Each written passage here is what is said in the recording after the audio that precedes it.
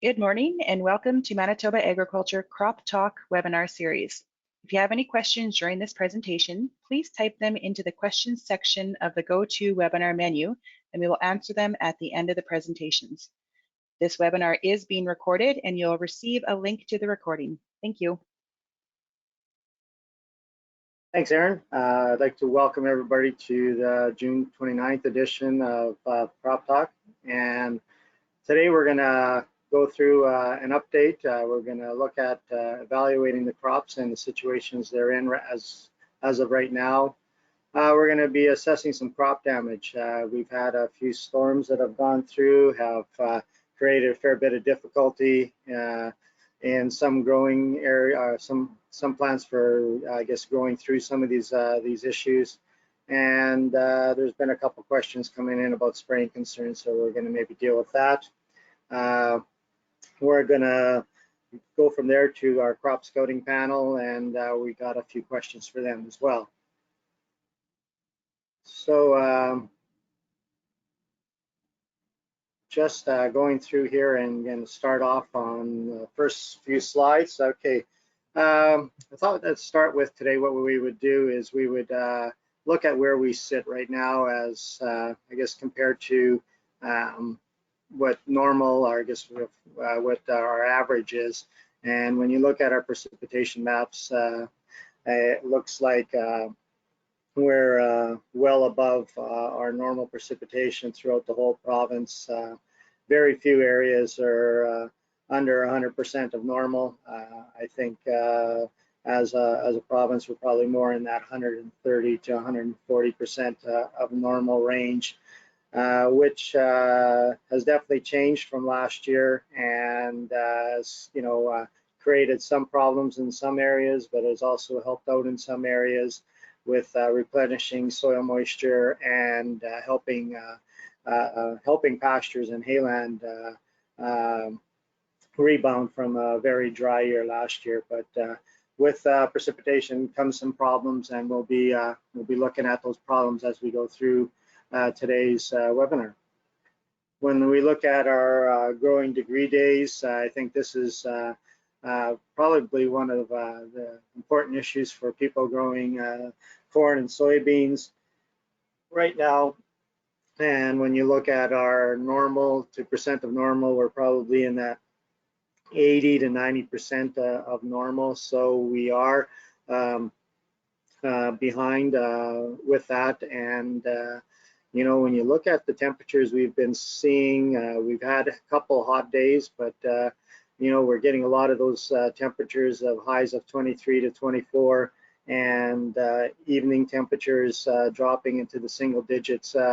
It's going to be hard for us to catch up on some of those growing degree days unless we get a change in the weather patterns here. So a little bit of concern about where we are with our growing degree days now, and getting some of those longer maturing crops to finish up for this year. And our corn heat units, and very similar to our growing degree days in that 80 to 90% of normal. Again, it's a concern right now, but if we get a couple weeks of hot weather in July here, we could definitely catch up, especially if the evenings don't cool off as much and we get good growing conditions throughout the whole day. That would definitely help out. These maps are available on our weekly crop report and are updated every week. So it's if you're looking for that type of information, definitely go to our website and check in on that. So where are we for seeded acres right now? And you look where we kind of finished up before the seeding deadline. About 93% of the crop got planted this year before or right around the seeding deadline, and I think that's probably well, as you can see, as our 5-year average, it's we're below our 5-year average. So I think it's something that is kind of new. We're going to have some unseeded acres. We're going to have producers dealing with those unseeded acres. I think there's still definitely some potential to get some income off those acres. And I think we talked about that last week with the potential for seeding green feed.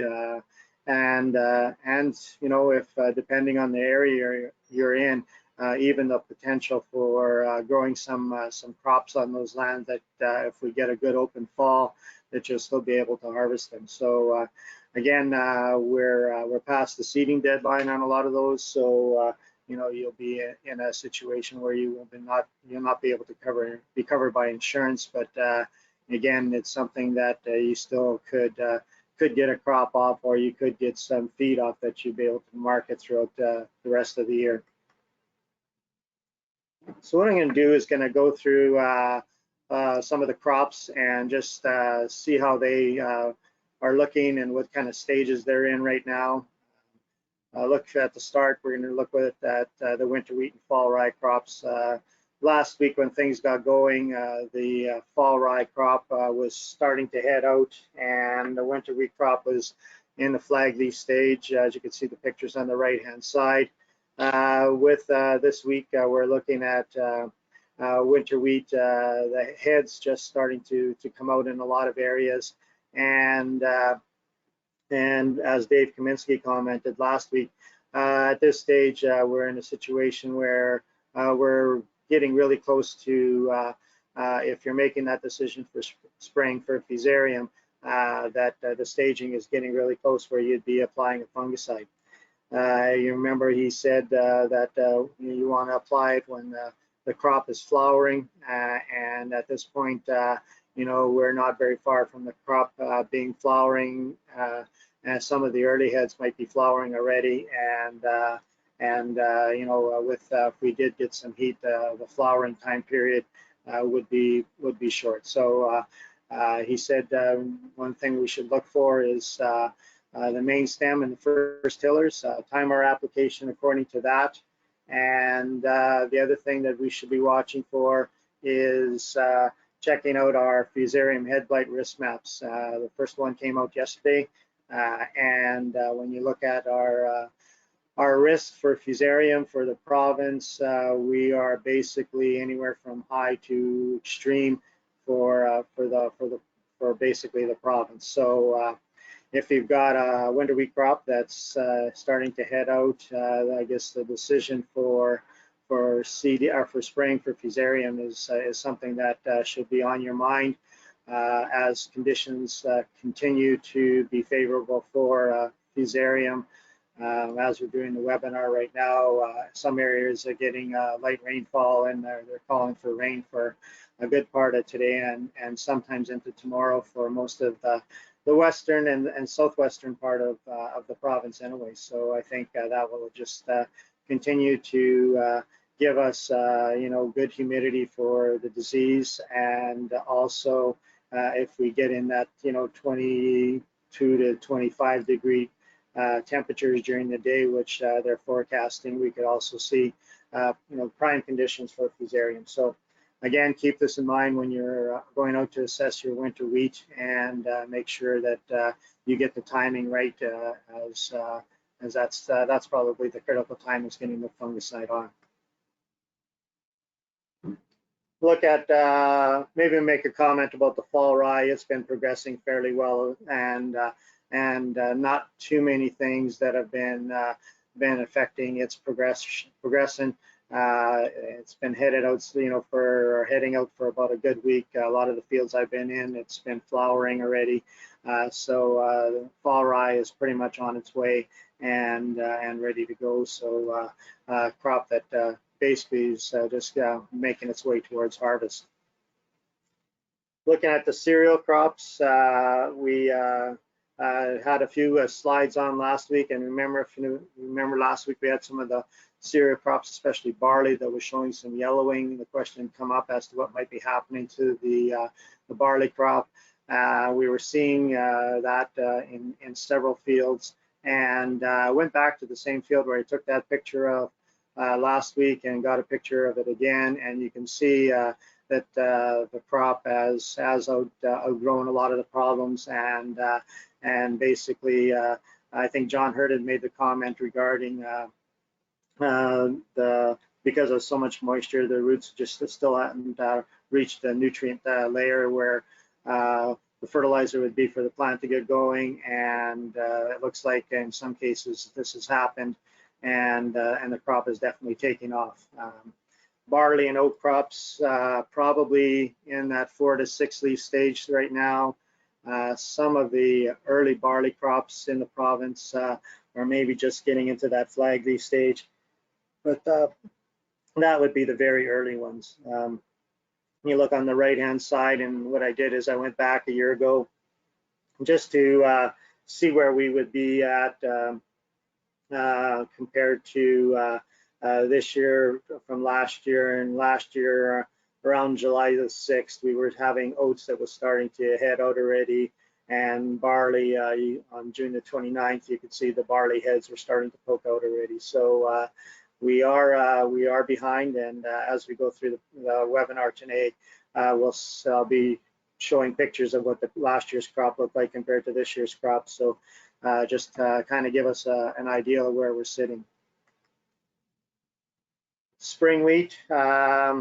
Most of the spring wheat has been sprayed already. Besides maybe some of the later stuff that was in some of the really wetter areas where producers, I guess two reasons why it wouldn't be sprayed, because maybe a little bit early, but also maybe a little bit wet right now, and producers aren't able to get on the land to get it sprayed. I think the last couple of days, yesterday was a great day for spraying for most of the province. Finally had a day without a lot of wind, and producers were able to get out there and get some spraying done. So definitely lots of sprayers going. Early seeded wheat crops are approaching stem elongation, and that's some of the really early ones. I would say most of the cereal crops are again anywhere in between that, probably getting more into that 4 to 5 leaf stage. Some of the later seeded crops are that the 2 leaf stage. So probably when you look at where we were last year to this year, a week behind a lot of the crop, as the crop is just starting to elongate right now, and a lot of the general the staging of the cereal crop right now. Before I leave cereals, I'll just see if there was a question that had come up here. I'm just going to briefly check it. Yellowed cereal tissue tests show high to very high nutrient levels except molybdenum in low areas. Plants can't convert the nitrogen. Anyone else seeing this? Okay, I haven't seen that yet. I think John Hurd will be on a little bit later if he's not on right now. And if he wanted to make a comment on that. John, are you on right now? Yes, yes, I'm here. And yes, I guess that's a good time to check nodulation. We have peas at this stage in Carmen here, and they're already well nodulated. So I expect that it's a good time to check while you're scouting other things like your aphids and other bugs. Okay, the comment here, John, was that the producer sent in this yellow cereal tissue test, and it's showing high to very high nutrient levels, except for molybdenum is low. And it says plants can't convert the nitrogen. Anyone else seeing this? Well, that's kind of a strange story because of all the nutrients that tend to be high on high pH soils, molybdenum is it. So as our pH, which generally tends to be high in Manitoba, as our pH is high, molybdenum is high. So I would suggest that's a pretty rare occurrence. Okay, good. Thanks, John. Besides, I don't know test for molybdenum, but obviously a specialty company. Okay. Okay, well, I'm going to do this as we're going through today. So if we see questions coming up, I might stop and just see what the question is and see if we can answer it as we go. So thanks there, John. Next crop I'm going to look at is field peas, and a lot of the field peas are in that, depending on the node stage they're in. Some of the later seeded peas are probably in the 3rd to 4th node stage, and some of the earliest seeded ones are definitely progressing. Like the picture I took yesterday of this field, probably one of the ones that in the southwest, probably mid to late kind of, we have some fields that are a little bit farther advanced than this, but this is kind of a good average of a lot of the fields that are sowing out there right now. And in most cases, herbicide application has been done. The control looks to be very good.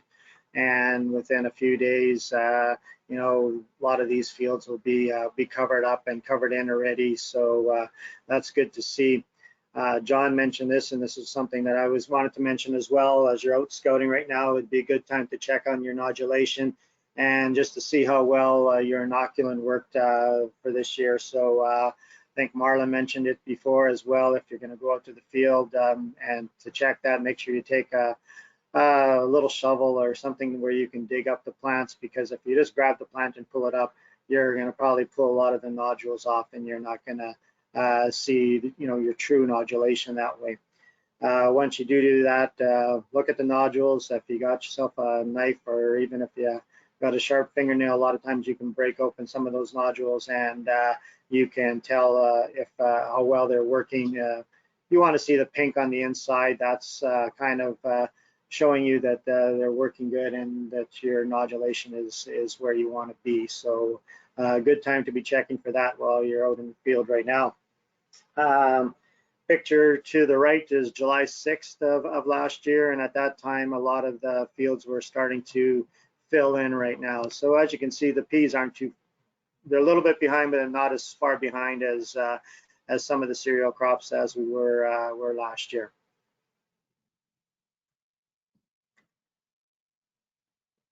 Canola, and this is one that we are all over the board on this year, and kind of called it canola, the good, the bad, and the ugly, because some crops have taken off and are doing fairly well. Producers were able to, they took off, they got growing, they've cabbaged out, they've got their spraying done, and basically are on their way. But when you look at the crop out there right now, we've got a pretty wide range of anything from cotyledon stage to late rosette stage. And the ones that didn't seem to have any problems this year are probably in the late rosette stage right now. There might be the odd field where somebody got out early where it might be starting to bolt right now, but I would say on average we're well, there really isn't an average for our canola crop this year. We've got such a wide range right now that we're from cotyledon to just nicely starting to cabbage out. Most would be probably in that 4 to 6 leaf stage, and there's been a lot of reasons for this happening this year.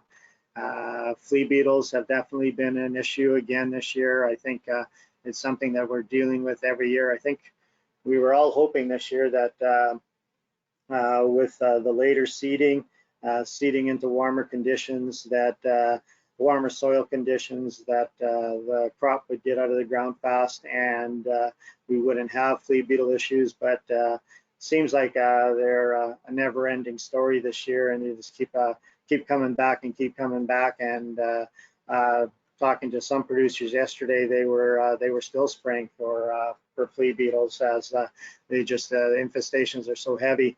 It seems like they're just the crop can't get ahead. The other strange thing about it is some fields will have huge problems with flea beetles, and fields not too far down the road are showing very little symptoms of flea beetle damage. So again, Later seeded canola looks right now that it's coming through the ground fairly quick and not seeing too many problems. And but this later seeded canola was also sown in the second and third weeks of June already, which definitely puts it into the fall area where we might have some problems. So depending on weather. So we've always mentioned that maybe that early seeding was some of the issues with having control over or not having good control for flea beetles. But I think this year with just the number of flea beetles in some areas, that has definitely caused more problems than we were expecting. The good point is the crops that are out there right now, most of the canola looks like it's past the stage where the flea beetles are going to do a whole bunch of damage to it. A lot of the crop is starting to get bigger. I know when you drive down the road, you can definitely see a lot of the canola starting to fill in rows, which is good. Probably in a week to 10 days, we'll be seeing canola that'll be cover the ground in a lot of fields, and in that case, really not going to be a lot of concern with flea beetles. But I guess just a caution to the people that were sowing closer to the seeding deadline. Just because it's later doesn't mean there might not still be some pockets where flea beetles are going to be an issue. So definitely keep an eye on your crop as to when you sowed it and what else might be happening, because flea beetles can still definitely be an issue there. I'm going to make one comment about possible seed issues. I've been getting lots of calls from producers wondering what might be happening to some of their canola, why it's growing so slow, why it hasn't developed. And I think the most I've heard and have been able to find out is where the problem is. The company's looking into the problem, and they're still looking at several issues which might be causing some of the problems with the seed, and really not a seed problem. I think we've been getting lots of good, the germination is there. It's just been a slow growth, and whether it's an environmental issue, whether it's a seed issue, whether it's a seed treatment issue, I think they're investigating it, and it's not an issue that is every field. It seems to vary from field to field as well. So I think that's something that I think as the growing season goes on, I think everybody's hoping that the canola will outgrow any of the issues and cover the ground. But until that happens, I think we're a lot of producers are just going to wait and see as to what's going on. I think if you have a field that has an issue, probably the best thing to do there would be to contact your seed dealer or your rep in the area and discuss it with them, and see what will happen from there. See a question that has come up. Okay, good comment. And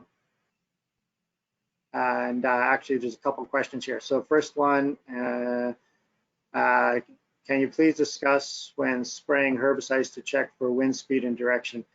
Especially important when sensitive crops are growing around. And that's something that I was going to talk about a little bit later, but I can also talk about it right now. It was going to be wind direction and wind speed are really important right now when producers are spraying. Everybody's behind kind of the 8 ball for spraying, and I think a lot of producers out there are maybe pushing the window when it comes time for wind speed and direction. I've got 2 calls that came in yesterday. One producer spraying flax that drifted onto canola field, curtail M. Another one was Roundup on wheat. Again, you got to be.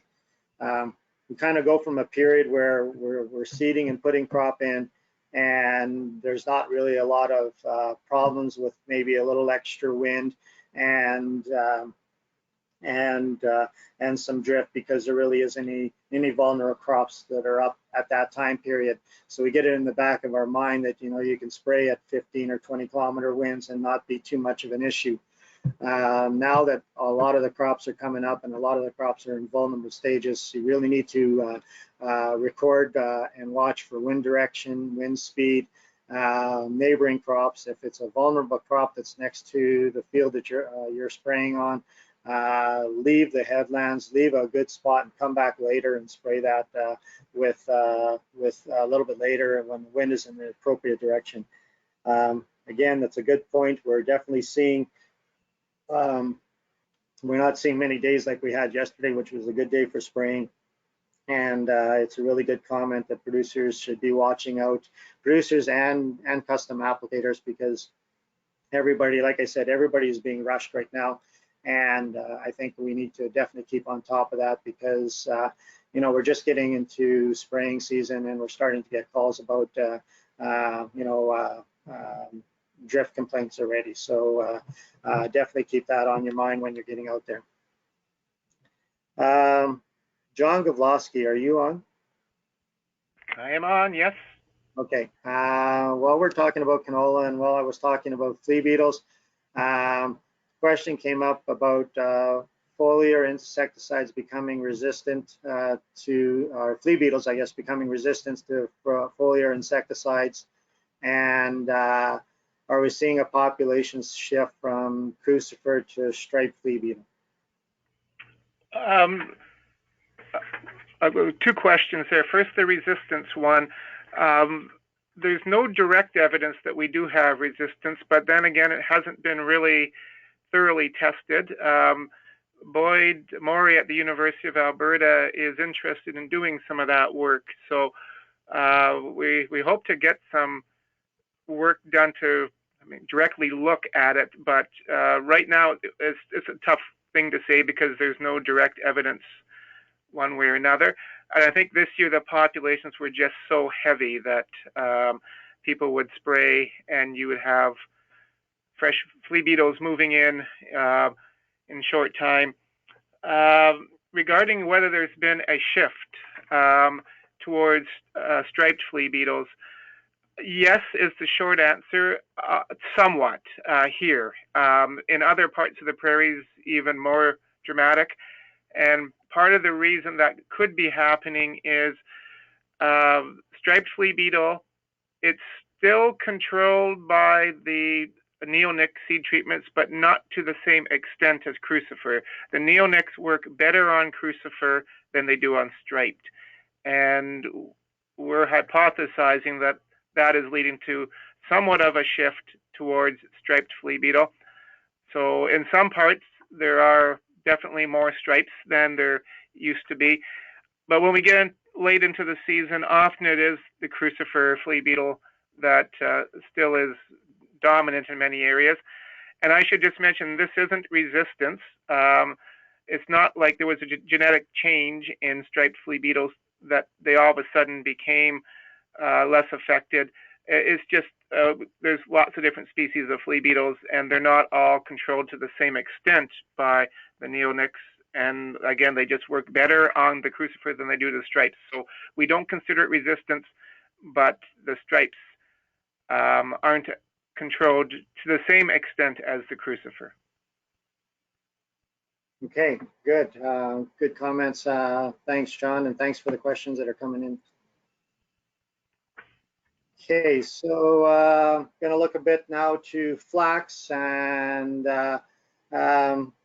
most of the flax I've been seeing is actually doing fairly well. A lot of it has received at least one application. I think a lot of producers are still doing the split application, which in my mind is a good idea because it's a little easier on the crop and reduces the stress and allows good time for the plants to recover. So I like that type of application. I am seeing some yellowing and moisture stress showing up in some of the flax fields, and flax doesn't like wet feet, and I think we know that from past years. So I think you know, it is something that we we're going to see. We can't do really anything about it. It's something where it's just basically can and will be an issue as long as we keep getting rain. And with the rains that we've had and the moisture levels we've had, and we've seen that from the maps that I showed at the beginning of the presentation, we're 130, 140% above normal precipitation. We're seeing yellowing in a lot of the crop. We're seeing any low spots that have water that's been standing for a while. As the season goes on here, you can see it's stretching a bit out from where the water is, where the crop is starting to show more and more stress symptoms.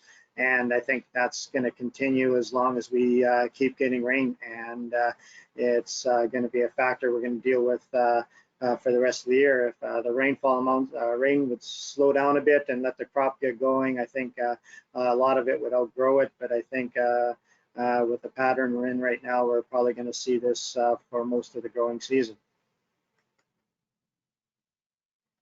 Soybeans.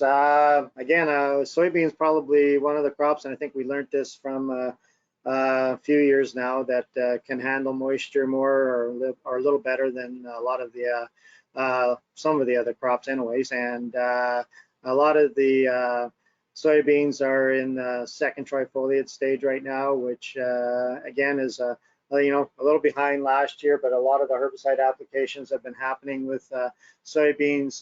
The window is fairly wide for applying herbicides to soybeans, so that's a good thing, and producers have been able to keep on top of weed control there. So soybeans are definitely moving along. I think the biggest thing for soybeans right now is if we could get some heat. They would love it right now. They've got their roots developed. Again, if you're out checking your soybeans, now would be a good time to check on their nodulation and see how well they're doing, and not be in for a surprise as the season goes on. But soybeans have been doing okay and have been moving along fairly well.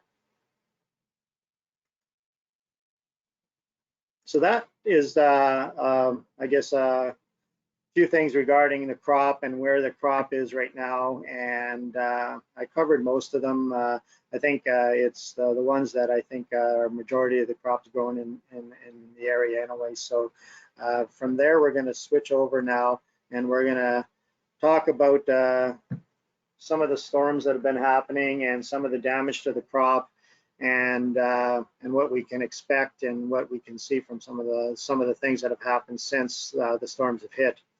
So a few pictures here. The hailstones are kind of some of the general hail that's happened in some of the areas where the storm's gone through. Hail size has been varied anywhere from what the picture shows to smaller hail to hail the size of, I've heard as high as golf balls and is even as high as tennis balls. So it's been quite variable. And the damage is quite variable as you go looking at some of these fields. The picture of the pea field, picture that the storm on the 23rd, I think, of last week that went through, kind of went through that Binscarth, Russell, Rossburn, Oakburn area and caused a fair bit of damage. As you can see, those peas were laid fairly flat. They were probably one of the better crops in the area before the storm hit. And when the storm was coming through that night, that was a picture I took just west of the yard at home, and you could see it was quite the cell that was coming through, and definitely was creating a lot of interest. Definitely did see a lot of pictures of it up on a lot of the sites on media sites. So what kind of stuff we see for damage? Well, pictured to your right,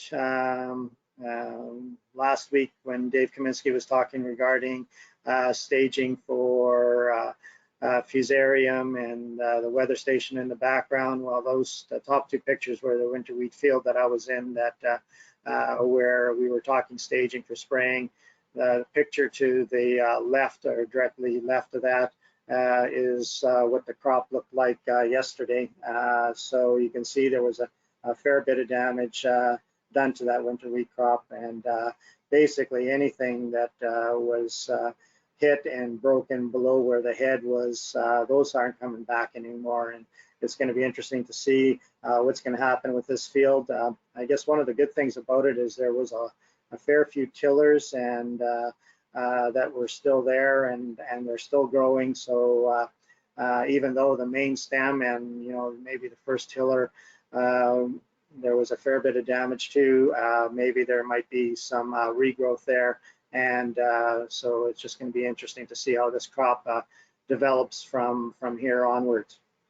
Look at the fall rye again. Picture on the right hand side shows the fall rye on the 20 before the storm hit, and then on the left hand side shows after the storm, and you can see a fair bit of damage to the fall rye probably. And again, it's hard to tell yet, but I would say that the fall rye fields look to be more damaged just because the fact that there was more heads out at that time period, and a lot of those are broken over.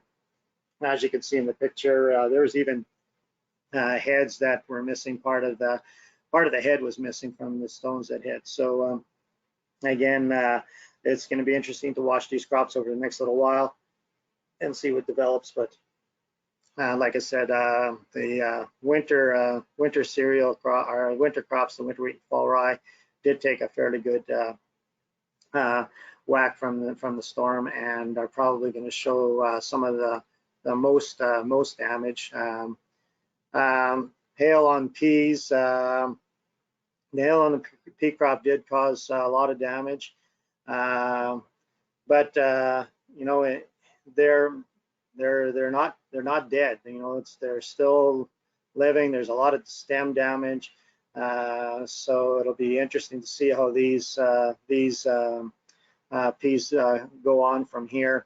I do have another picture here, I think, showing that's that same field, and you can see almost a row where the peas used to be, and they're starting to regrow and kind of stand up again. So these pea fields are still not looking great, but they definitely are looking like they're trying to regrow right now. So it's going to be interesting to watch that. Spring cereals handled the hail, rain, and wind a lot better than most of the crops, and they're rebounding now fairly well. And really, in a day or so, it'll be hard to tell that they went through too much of a storm at all. We talked to Dennis Lang regarding the hail on the peas, and he had put together some slides from I guess back in 2018 when there was they had some plots in the Minto area, and on June 14th they had a fairly large hailstorm that went through there. And this is what the field looked like the day after the hailstorm on June the 14th. The hail damage flattened the peas, soybeans, dry beans at the site. Hail was prior to the field peas flowering, so they would be very similar to the stage that they were at and a lot of the crops around here now. The soybeans and dry bean plots were written off, and there was basically nothing that that came back after that. The field peas were severely damaged, flattened, but they were left, and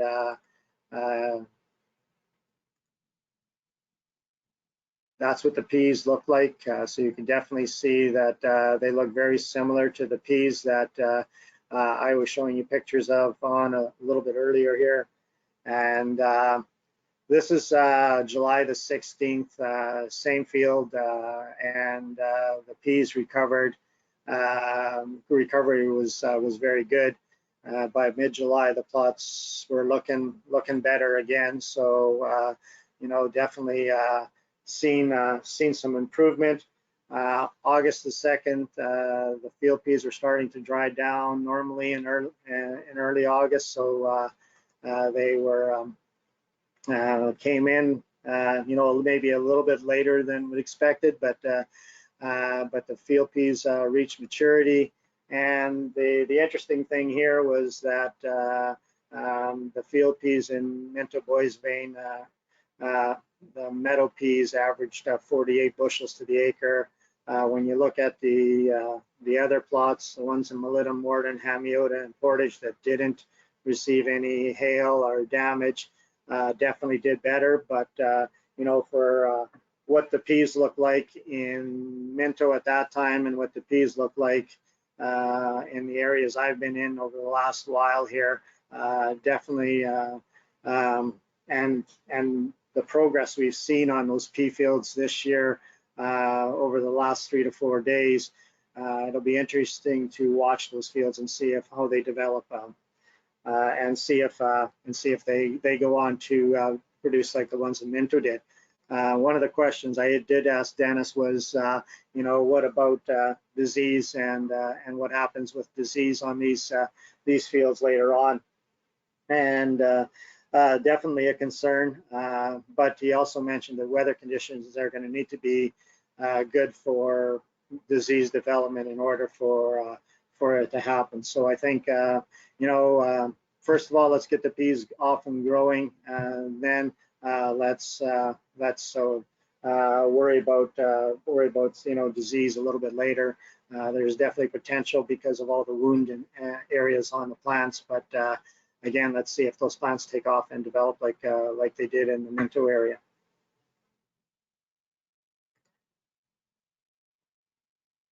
With that came a lot of questions over the last week regarding spraying fertilizer products on hail crops, and will that help them come back? And I asked John heard that question, and John, I was hoping that you can maybe give us some answers and some opinions from what you've been seeing in the past.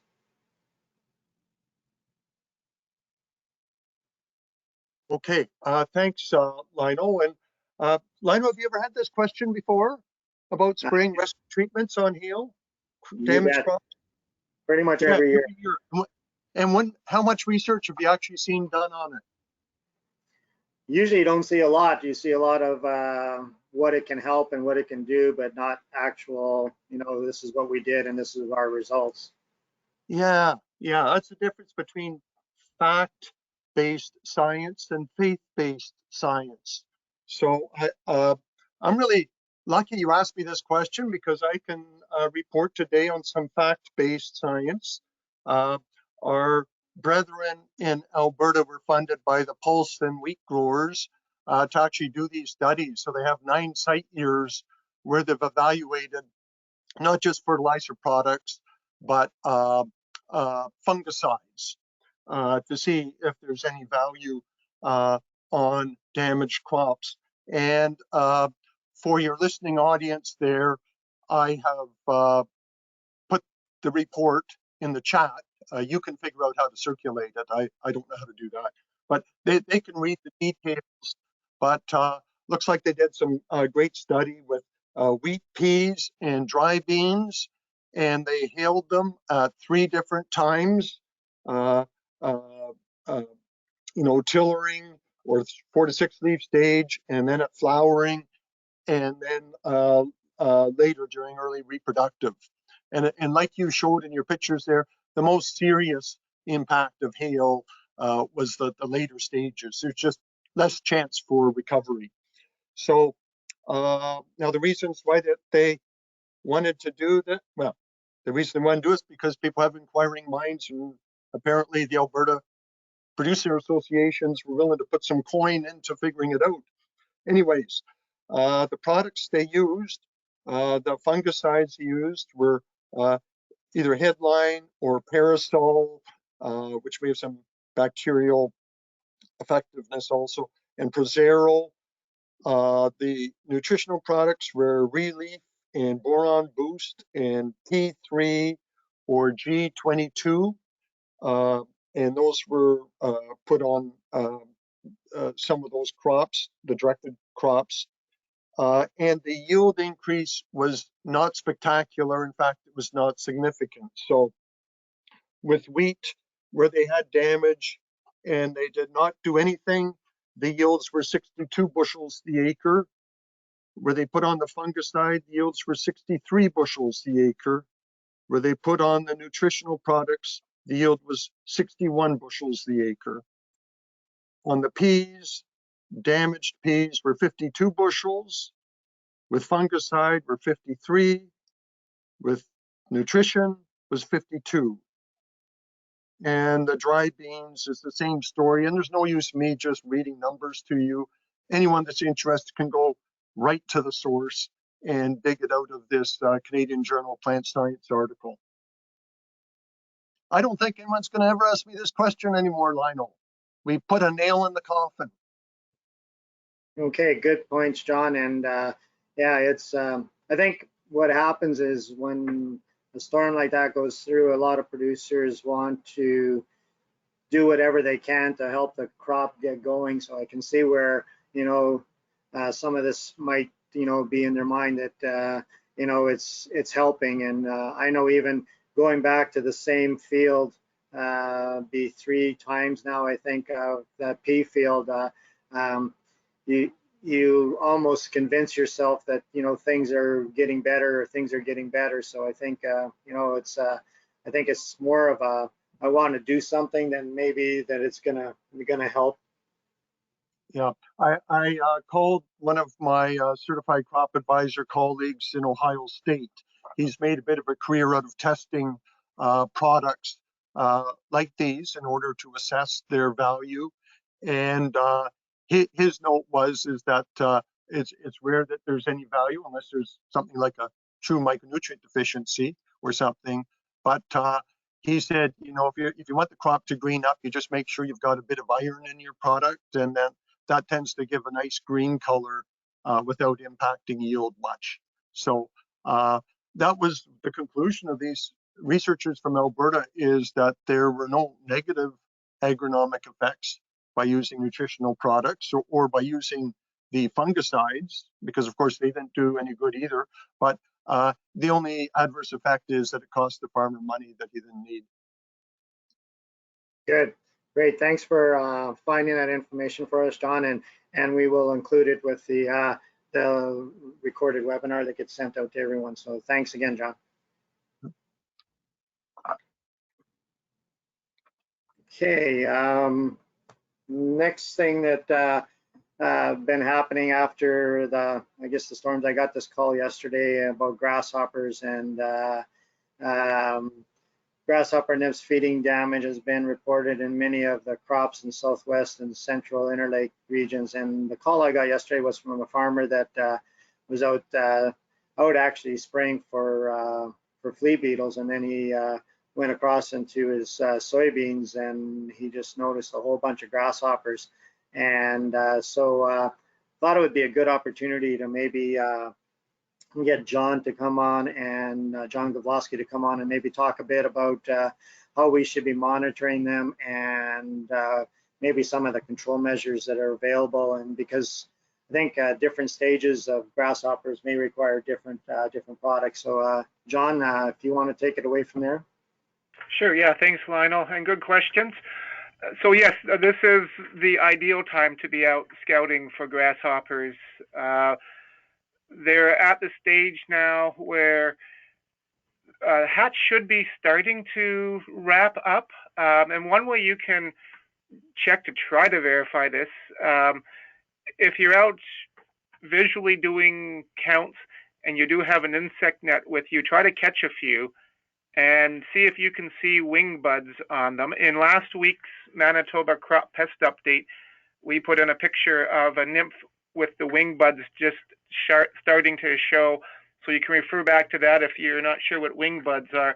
But usually once most of the grasshoppers, when you can see visibly wing buds on most of them, the hatch is pretty much wrapping up, or at least you're over the peak anyway. And that's when we recommend is a good time to control should it be needed. So if you've got very heavy populations around a field, most of the grasshoppers are now into those wing bud stages, that's a good time to be dealing with some of the higher populations. Normally with a lot of insects, we would suggest wait and see what they do. But with grasshoppers, we do sometimes encourage people to deal with the heavy populations before they become adults and move into the crop.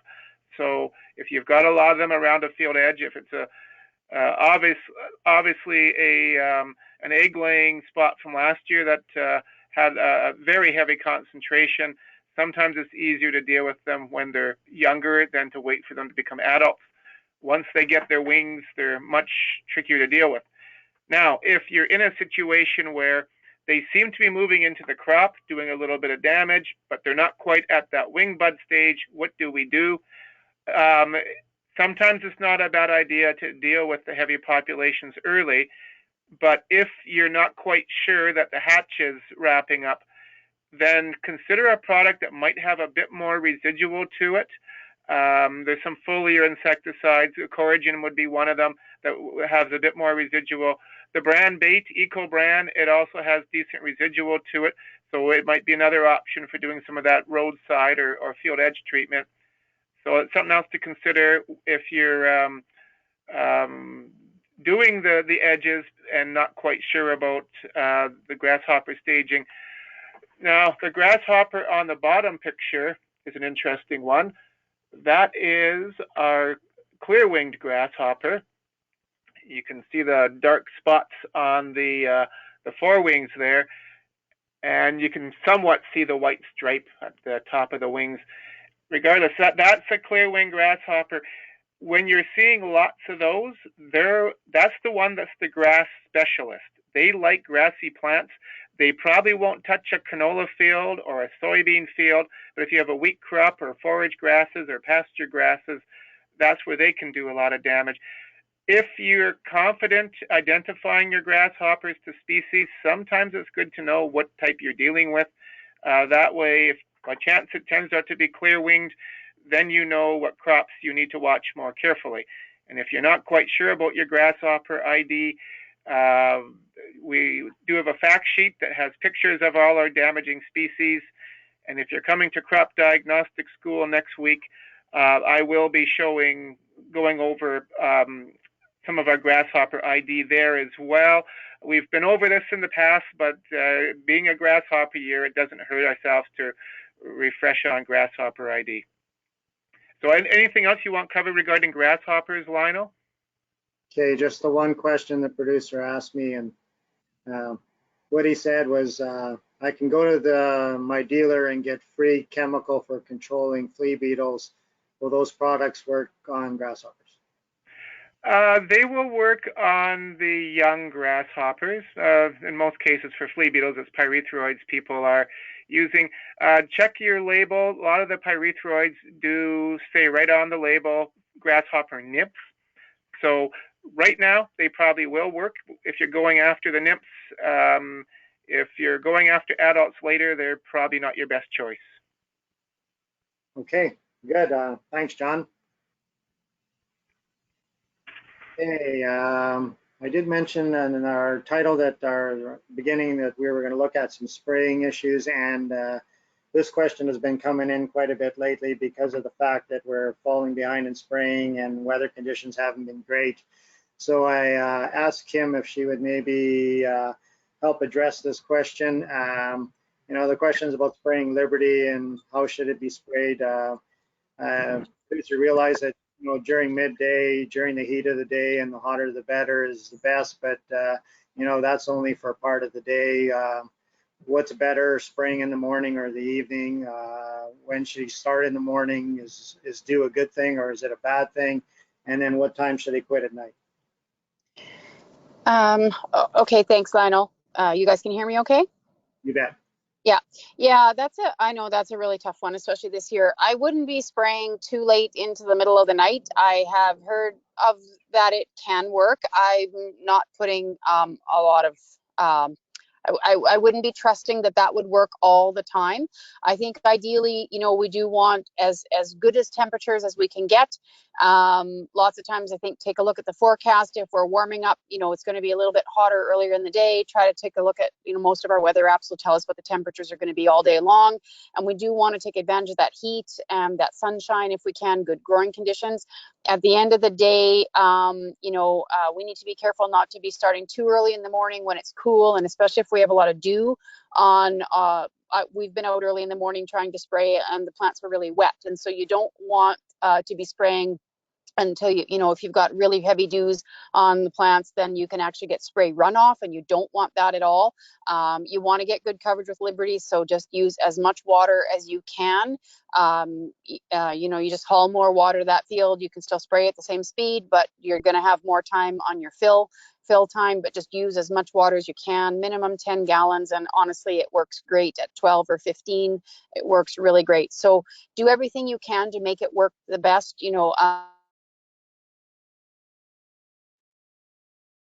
Make sure your sprayer's tuned up and get everything going. And like I said, lots and lots of water. Other than that, just watch your temperatures during the day and try to get the bulk of that spray on in the warmest part of the day that you can, given the wind conditions. Okay. Another quick question for you, Kim, just came in. Any comments about water conditioners when applying Liberty to avoid tie-up and efficacy? We know that there's data on using AMS in the spray tank when it comes to spraying glyphosate. Glyphosate, and then some of like the dim herbicides like your Select, your Centurion, that type of thing, your 2,4-D, that type of thing. Some of the amine forms, they can tie up with certain water chemistry. So basically, if you have hard water, which is mostly calcium, magnesium, it can be some iron and potassium as well in the water. But normally, you have hard water because you get the white deposits all around your sink, in your sinks and that type of thing. So you've got calcium and magnesium. So we know that ammonium sulfate, it actually physically, you put that in the water first before you add your chemical, and then that ties up those bad molecules, and then it makes those hard water molecules, and then so that they don't tie up the chemistry that you're putting in the water. So when it comes to Liberty, though, we're more concerned. It's not really the chemistry that's affected. It's more the dirty water can negatively affect Liberty in that way. So you want to be spraying with clean water. I don't know beyond that using water conditioners. I know there are lots of pH adjusters and things out there, but those are more important when we're talking some of the sulfonylurea, like the group 2 chemistries. We need to use our pH adjusters on those. But with Liberty, I'm just not sure that you need to be doing that. I don't think it can hurt anything, but again, that is something that I would be checking with my reps on that. It's not the same issue as it is with the glyphosate or something like the 2,4-D amine, that type of thing. It's not a chemical issue with the molecules that are in the water. It's more the dirt. We want to have clean water with Liberty or glufosinate. Great. No, it's good. Good answer, Kim. That's good points. Thanks. Okay. A few slides to finish up for today, but I wanted to remind, first of all, I'd like to mention that our panel has been busy getting ready for the crop diagnostics school. That's why we actually didn't have a real panel thing today, even though we did have a lot of them contributing. And so I'd like to thank everybody for being on, but they're also been very busy getting crop diagnostics school ready for everybody this coming week. So there still is some spaces available. July 5th has some spaces. The 7th has some, and the producer one for farmers on the 8th has got a few spots. Registration the normal way has closed, so if you want to register last minute, there's the new registration link there. And if that doesn't work for you, there's Marla's registration or email address as well. Get a hold of her and she can walk you through the process of getting in and get in to attend some great days of diagnostic school. I wanted to mention that the upcoming tours for the crop diversification centers, they're going to be July 20th, the 26th, 27th, and August the 9th.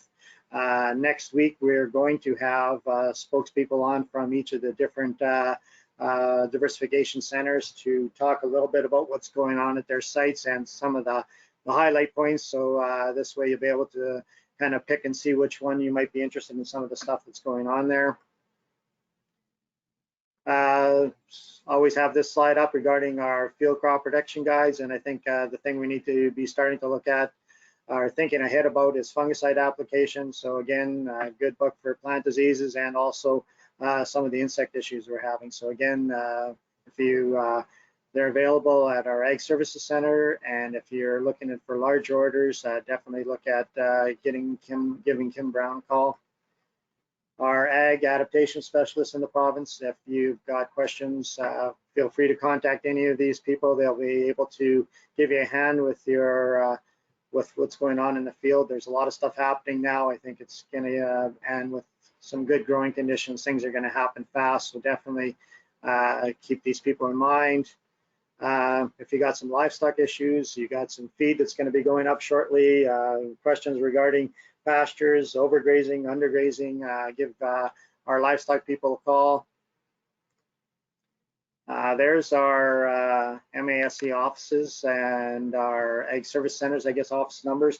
And a reminder that deadline for seeded acreage reports is June the 30th. So that date is coming up fairly fast. So definitely keep that in mind. And my contact information and Lori's contact information. And I'd like to thank everybody for attending. And we'll see you next week, July the 6th. Thanks for attending.